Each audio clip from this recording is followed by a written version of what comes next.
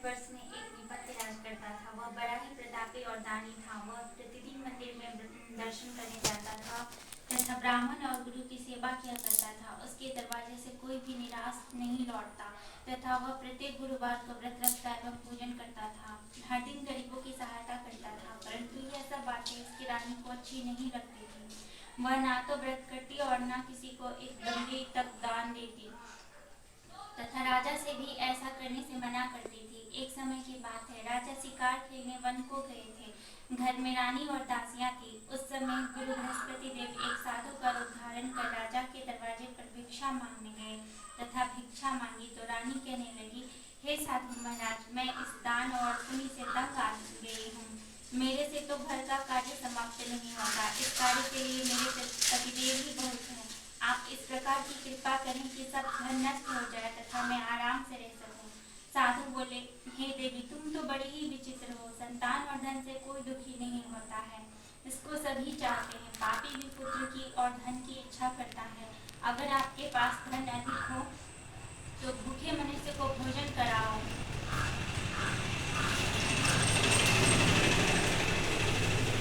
पियाओ, लगवाओ, ब्राह्मणों को दान दो, धर्मशाला बनाओ, कुआं, तालाब, बावड़ी, बगीचा आदि का निर्माण कराओ, निर्धन मनुष्यों तथा कुंवारी कन्याओं का विवाह कराओ और अनेकों इत्यादि कर्म करो। इस प्रकार के कर्मों से आपका कुल और नाम परलोक में सार्थक होगा एवं स्वर्ग की प्राप्ति होगी। वह रानी इन सब बातों से खुश न हुई।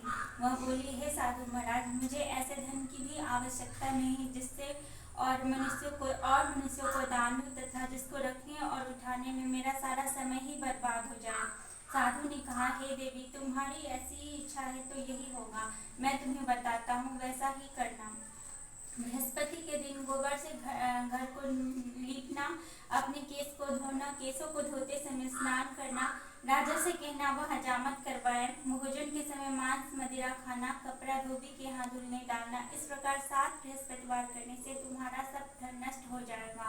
ऐसा कहकर साधु महाराज वहाँ से अंतर ध्यान हो गए। रानी ने साधु के कहने के अनुसार ऐसा ही किया। 3 बृहस्पतिवार ही बीते थे कि उसका सब धन नष्ट हो गया। राजा व रानी भोजन के लिए दोनों समय तरसने लगे तथा संसारिक भोगों से दुखी होकर निराश रहने लगे। तब राजा रानी से कहने लगी कि हे रानी, तुम यहाँ पर रहो, मैं दूसरे देश को जाऊँ, क्योंकि यहाँ पर मुझे सभी मनुष्य जानते हैं, इसलिए कोई कार्य भी नहीं कर सकता। देश चोरी परदेश भीख बराबर है। ऐसा कहकर राजा परदेश चला गया। वहाँ जंगल को जाता तथा लकड़ी काट कर लाता और शहर में बेचता। इस प्रकार जीवन व्यतीत करने लगा। इधर राजा के घर रानी और दासी रहने लगी। किसी दिन भोजन मिलता और किसी दिन जल पीकर ही रह जाती। एक बार रानी तथा दासी को 7 रोज बिना भोजन के व्यतीत हो गए तो रानी ने अपनी दासी से कहा, हे दासी, यहाँ पास ही के नगर में मेरी बहन रहती है। वह बड़ी धनवान है। तू उसके पास जा और वहाँ से 5 से बेझर मांग ला, जिससे कुछ समय के लिए गुजारा हो जाएगा। इस प्रकार रानी की आज्ञा मानकर दासी उसके बहन के घर गई। रानी की बहन उस समय पूजा कर रही थी, क्योंकि उस रोज बृहस्पतिवार था। जब दासी ने रानी की बहन को देखा तो उससे बोली, हे रानी, मुझे तुम्हारी बहन ने भेजा है, मेरे लिए 5 से बेझर दे दो। इस प्रकार दासी ने अनेक बार कहा, परंतु रानी ने कुछ उत्तर नहीं दिया, क्योंकि वह उस समय बृहस्पतिवार की कथा सुन रही थी। इस प्रकार जब दासी को किसी प्रकार का उत्तर नहीं मिला तो वह बहुत दुखी हुई एवं क्रोध आया और लौटकर अपने गांव रानी के पास जाकर बोली, हे रानी, तुम्हारी बहन तो बड़ी आदमी है। वह छोटे मनुष्यों से बात भी नहीं करती, इसलिए मैंने उससे कहा तो उसने कोई उत्तर नहीं दिया। मैं वापस चली आई। तब रानी बोली, हे दासी, इसमें उसका कोई दोष नहीं है। जब बुरे दिन आते हैं तब कोई सहारा नहीं देता। अच्छे बुरे का पता विपत्ति में ही लगता है। जो ईश्वर की कृपा होगी वही होगा। यह सब हमारे भाग्य का दोष है। इधर उस रानी ने देखा कि मेरी बहन की दासी आई थी, परंतु मैं उससे कुछ नहीं बोली। इससे वह बहुत दुखी हुई होगी। यह सोच तथा कथा सुन और और विष्णु भगवान का पूजन समाप्त कर वह रानी बहन के घर चल दी और जाकर अपनी बहन से कहने लगी कि हे बहन, मैं बृहस्पतिवार का व्रत कर रही थी, तुम्हारी दासी गई, परंतु जब तक कथा होती है तब तक न उठते हैं न बोलते हैं, इसलिए मैं ना बोली। कहो दासी, क्यों आई थी? रानी बोली, बहन, हमारे घर अनाज नहीं था, वैसे तुमसे कोई बात छिपी नहीं है, इस कारण मैंने दासी को तुम्हारे पास 5 से बेझर लाने के लिए भेजा था। रानी बोली, बहन, बृहस्पति भगवान मनोकामना पूर्ण करते हैं, देखो शायद तुम्हारे घर में अनाज रखा हो। इस प्रकार का वचन रानी ने जब सुना तो घर के अंदर गई और वहां उसे एक घड़ा मिल गया। तब तो रानी और दासी को बहुत ही खुशी हुई। दासी कहने लगी, हे रानी, देखो, वैसे हमको जब धन नहीं मिलता, अन्न नहीं मिलता, तो हम रोज ही व्रत करते हैं। अगर इससे व्रत की विधि और कथा पूछ ली जाए कि कथा कैसे करते हैं तथा यह व्रत कैसे करना चाहिए। रानी बहन ने कहा, गुरु के व्रत में चने की दाल और मुनक्का से विष्णु भगवान को केले की जड़ में पूजन करें तथा दीपक जलाएं, पीला भोजन करें तथा कहानी सुने, इससे गुरु भगवान प्रसन्न होते हैं, अन्न पुत्र धन देते हैं, मनोकामना पूर्ण करते हैं। इस प्रकार रानी और दासी ने यह निश्चय किया कि बृहस्पति भगवान का पूजन जरूर करेंगी। 7 रोज के बाद बृहस्पतिवार आया तो उन्होंने व्रत रखा, घुड़साल में जाकर चना गुड़ बीन लाई तथा उसी दाल के केले की जड़ तथा विष्णु भगवान का पूजन किया। अब पीला भोजन कहाँ से आवे? बेचारी बड़ी दुखी हुई, परंतु उन्होंने व्रत किया था, इस कारण गुरु भगवान प्रसन्न थे। वे 2 थालों में सुंदर पीला भोजन लेकर आए और दासी को देकर बोले, हे दासी, यह तुम्हारे और रानी के लिए भोजन है, तुम दोनों करना। दासी भोजन पाकर बड़ी प्रसन्न हुई और रानी से बोली, चलो रानी, भोजन कर लो। रानी को इस विषय में कुछ पता ना था, इसलिए वह दासी से बोली, भोजन कर, क्योंकि तू हमारे व्यर्थ में हंसी उड़ाती है। दासी बोली, एक महात्मा भोजन ले गया है। रानी कहने लगी कि वह भोजन तेरे लिए ही दे गया है, तू ही भोजन कर। दासी ने कहा, वह महात्मा हमको 2 थालों में भोजन दे गया है, इसलिए हम और तुम दोनों ही एक साथ भोजन करेंगे। इस प्रकार रानी और दासी दोनों ने गुरु भगवान को नमस्कार कर भोजन आरंभ किया तथा अभी प्रत्येक बृहस्पतिवार को गुरु भगवान का व्रत और विष्णु का पूजन करने लगी। बृहस्पति भगवान की कृपा से फिर रानी और दासी के पास धन हो गया तो रानी उसी प्रकार आलस्य करने लगी। तब दासी बोली, देखो रानी, तुम पहले इस प्रकार आलस्य करती थी, तुम्हें धन को रखने में कष्ट होता था, इस कारण सभी धन नष्ट हो गया।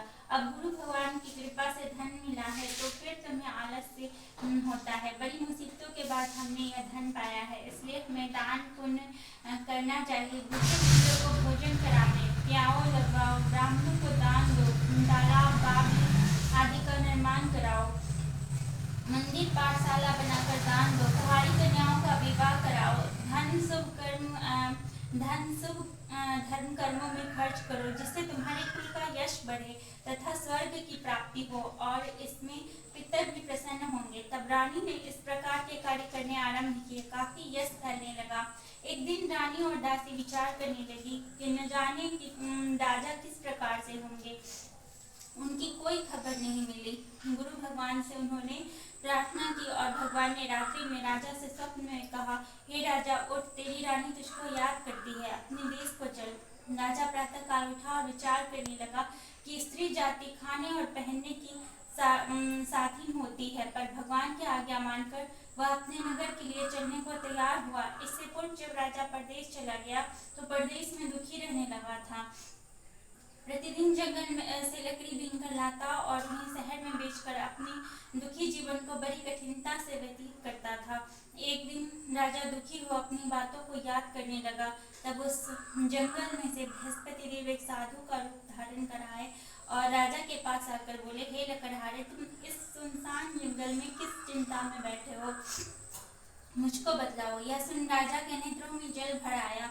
वह साधु की वंदना कर बोला, हे प्रभु, आप सब कुछ जानने वाले हो। इतना कहकर साधु को अपनी संपूर्ण कहानी बतला दी। महात्मा दयालु होते हैं। वे उससे बोले, हे राजा, तुम्हारी स्त्री ने बृहस्पति देव का अपराध किया था, जिस कारण तुम्हारी यह दशा हुई। अब तुम किसी प्रकार की चिंता मत करो, भगवान तुम्हें पहले से अधिक धनवान करेगा। देखो, तुम्हारी स्त्री ने गुरुवार का करना आरंभ कर दिया है।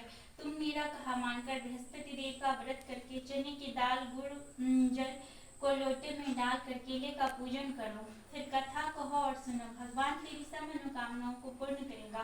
साधु को प्रसन्न देखकर राजा बोला, हे प्रभु, मुझे लकड़ी बेचकर इतना पैसा नहीं मिलता जिससे भोजन के उपरांत कुछ बचा सकूं। मैंने रात्रि में अपनी रानी को व्याकुल देखा है। मेरे पास कुछ भी नहीं जिससे उसकी खबर भी मंगा सकूं।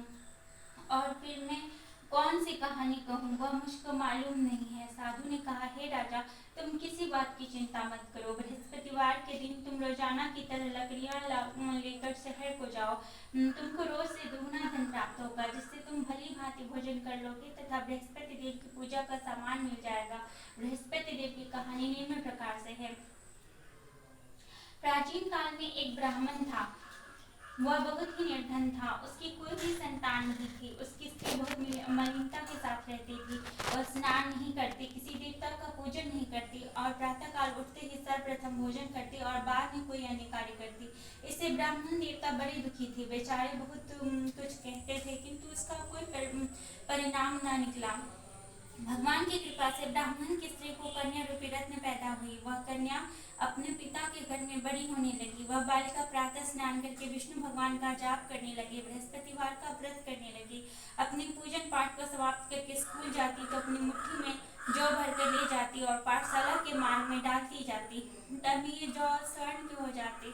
लौटते समय उनको बीन कर घर ले आती थी। एक दिन वह बालिका स्वप्न में उस सोने के जवों को फटक कर साफ कर रही थी कि उसके पिता ने देख लिया और कहा, हे बेटी, सोने के जवों को फटकने के लिए सोने का सूप होना चाहिए। दूसरे दिन गुरुवार था। इस कन्या ने व्रत रखा और बृहस्पति देव से प्रार्थना करके कहा, हे साधु महाराज, आपकी कृपा से मैंने आपकी सच्ची मन से पूजा की हो तो मेरे लिए सोने का सूप दे दो। बृहस्पति देव ने उसकी प्रार्थना स्वीकार कर ली। रोजाना की तरह वह कन्या जौ फैलाती हुई जाने लगी। जब लौटकर जौ बीन रही थी तो बृहस्पति देव की कृपा से सोने का सूप मिला। उसे घर ले आई, उससे जौ साफ करने लगी, परंतु उसकी माँ का वही ढंग रहा। एक दिन की बात है कि वह कन्या सोने के सूप में जौ साफ कर रही थी। उस समय उस शहर का राजपुत्र वहां से होकर निकला। वह उस कन्या के रूप और कार्य को देखकर मोहित हो गया। तब उसने घर आकर भोजन तथा जल त्याग कर उदास हो लेट गया।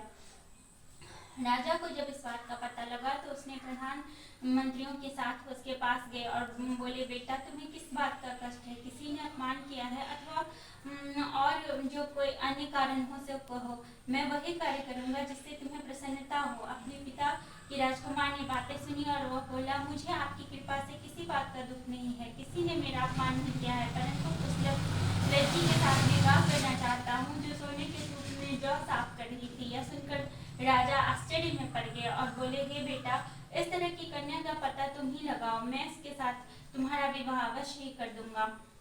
राजकुमार ने उस लड़की के घर का पता बतलाया। तब मंत्री उस लड़की के घर गए और ब्राह्मण देवता को सभी हाल बतलाया। ब्राह्मण देवता राजकुमार के साथ अपनी कन्या का विवाह करने के लिए तैयार हो गए तथा विधि विधान के अनुसार ब्राह्मण की कन्या का विवाह राजकुमार के साथ हो गया। कन्या के घर से जाते ही पहले की भांति उस ब्राह्मण देवता के घर में गरीबी का निवास हो गया। अब भोजन के लिए भी अन्न बड़ी मुश्किल से मिलता था। एक दिन दुखी होकर ब्राह्मण देवता अपनी पुत्री के पास गए।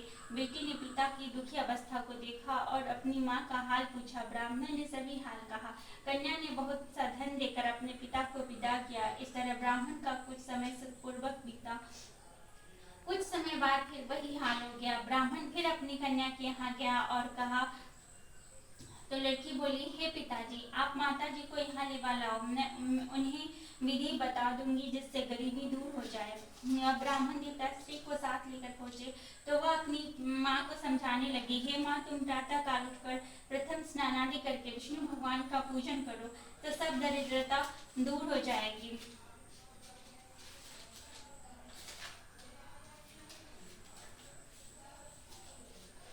एक दिन उसकी पुत्री को गुस्सा आया। रात को एक कोठरी से सभी सामान निकाल दिया और अपनी माँ को उसमें बंद कर दिया। प्रातः काल उसमें से निकाला तथा स्नान आदि करके पाठ कराया तो उसकी माँ की बुद्धि ठीक हो गया और फिर प्रत्येक बृहस्पतिवार को व्रत करने लगी। इस व्रत के प्रभाव से उसकी माँ भी धनवान तथा पुत्रवती हो गई तथा बृहस्पति देव के प्रभाव से स्वर्ग को प्राप्त हुई तथा वह ब्राह्मण भी सुखपूर्वक इस लोक के सुख को भोग कर स्वर्ग को प्राप्त हुए। इस तरह की कहानी कहकर साधु देवता वहां से चले गए। धीरे धीरे समय व्यतीत होने लगा होने पर फिर वही बृहस्पतिवार का दिन आया। राजा जंगल से लकड़ी काटकर उसे शहर में बेचने गए। उस दिन अन्य दिनों के से अधिक पैसा मिला। राजा ने चना गुड़ आदि लाकर गुरुवार का व्रत किया। उस दिन से उसके सभी क्लेश दूर हो गए, परंतु जब दोबारा गुरुवार आया तो बृहस्पतिवार का व्रत करना भूल गया। इस कारण बृहस्पतिवार भगवान नाराज हो गए। उस दिन नगर के राजा ने विशाल यज्ञ का आयोजन किया तथा शहर में घोषणा करा दी कि कोई भी मनुष्य अपने घर न भोजन बनावे न आग जलावे, समस्त नागरिक मेरे यहाँ भोजन करने आवे। इस आज्ञा को जो न मानेगा उसके लिए फांसी की सजा दी जाएगी। इस तरह की घोषणा संपूर्ण नगर में करवा दी गई। राजा के आज्ञानुसार शहर के लोग भोजन करने गए, लेकिन नगर हारा कुछ देर बाद पहुंचा। राजा उसको अपने घर ले गए और ले जाकर भोजन करा रहे थे तो रानी की दृष्टि खूंटी पर पड़ी, जिस पर उनका हार लटका हुआ था। वह हार वहां दिखाई नहीं दिया। रानी ने निश्चय किया कि मेरा हार इस मनुष्य ने चुरा लिया है। उसी समय पुलिस को बुलाकर उसको जेल में डलवा दिया। जब राजा जेल खाने में पड़ गया तो बहुत दुखी होकर विचार करने लगा कि न जाने कौन से पूर्व जन्म के कर्म से मेरे लिए दुख प्राप्त हुआ, और उसी साधु को याद करने लगा जो जंगल में मिला था। उस समय तत्काल बृहस्पति देव साधु के रूप में प्रकट हो गए और उसकी दशा देख कर कहने लगे, हे मूर्ख, तूने बृहस्पति देवता की कथा नहीं कही, इस कारण तेरे लिए दुख प्राप्त हुआ। चिंता मत कर, बृहस्पति के दिन जेल खाने के दरवाजे पर 4 पैसे मिलेंगे, उससे तू बृहस्पति देव की पूजा करना, तेरे सभी कष्ट दूर हो जाएंगे। बृहस्पतिवार के दिन उसे 4 पैसे मिले। राजा ने कथा कही। उस रात्रि को बृहस्पति देव ने उस नगर के राजा को स्वप्न देकर कहा, हे राजा, तुमने जिस आदमी को जेल खाने में बंद कर दिया है वह निर्दोष है, वह राजा है, उसे छोड़ देना। रानी की हार उस खूंटी पर लटका हुआ है। अगर तू ऐसा नहीं करेगा तो मैं तेरे राज्य को नष्ट कर दूंगा। इस तरह रात्रि के स्वप्न को देख राजा प्रातःकाल उठा और खूंटी पर हार देकर लकड़हारे से क्षमा मांगी तथा राजा के योग्य सुंदर वस्त्र आभूषण देकर विदा किया। गुरुदेव के आज्ञानुसार राजा अपने नगर को चल दिया। राजा जब नगर के निकट पहुंचा तो उसे बड़ा आश्चर्य हुआ। नगर में पहले से अधिक बाग, तालाब, कुएं तथा बहुत ही धर्मशालाएं व मंदिर आदि बन गए थे। राजा ने पूछा, यह किसकी धर्मशालाएं हैं? तब नगर के लोग कहने लगे, यह रानी और बांदी के हैं। तो राजा को आश्चर्य हुआ और गुस्सा भी आया। जब रानी ने यह खबर सुनी कि राजा आ रहे हैं तो उसने बांदी से कहा कि दासी, देख, राजा हमको कितनी बुरी हाल में छोड़ के गए थे, न हमारी ऐसी हालत देखकर लौट न जाए, इसलिए तू दरवाजे पर खड़ी हो जा। रानी के आज्ञानुसार दासी ने दरवाजे पर खड़ी हो गई और राजा आए तो उन्हें अपने साथ लिवा लाई। तब राजा ने क्रोध करके अपनी तलवार निकाली और पूछने लगे, यह बतलाओ कि यह धन तुम्हें कैसे प्राप्त हुआ? तब रानी ने कहा, हमें यह सब धन बृहस्पति देव के प्रभाव से प्राप्त हुआ है। राजा ने निश्चय किया कि 7 रोज बाद तो बृहस्पति देव का पूजन करते हैं, परंतु मैं रोजाना दिन में 3 बार कहानी कहा करूंगा तथा व्रत किया करूंगा। अब हर समय राजा के दुपट्टे में चना की दाल बंधी रहती थी तथा दिन में 3 बार कहानी कहता। एक रोज राजा ने विचार किया कि चलो अपनी बहन के यहाँ हो आवे। इस तरह निश्चय कर राजा घोड़े पर सवार हो अपनी बहन के यहाँ चलने लगा। मार्ग में उसने देखा कि कुछ आदमी मुर्दे को लिए जा रहे हैं, तो उन्हें रोककर राजा कहने लगा, अरे भाइयों, मेरी बृहस्पति की कहानी सुन लो। वे बोले, लो, हमारा तो आदमी मर गया है, इसको कथा की पड़ी है। परंतु कुछ आदमी बोला, अच्छा कहो, हम तुम्हारी कथा सुनेंगे। राजा ने दाल निकाली और कथा आधी हुई कि मुर्गा हिलने लगा तथा जब कथा समाप्त हो गई तो राम राम करके वह मनुष्य खड़ा हो गया। आगे मार्ग में उसे एक किसान खेत में हल चलाता हुआ मिला। राजा ने उसे देखा और उसे पूछा, अरे भैया, तुम मेरे बृहस्पतिवार की कहानी सुन लो। किसान बोला, जब तक मैं तेरी कथा सुनूंगा तब तक 4 हरिया जोत लूंगा, अपनी कथा किसी और को सुनाना। जैसे ही राजा आगे बढ़ा, उसके पेट में बहुत जोर से दर्द होने लगा। उसी समय उसकी माँ रोटी लेकर आई।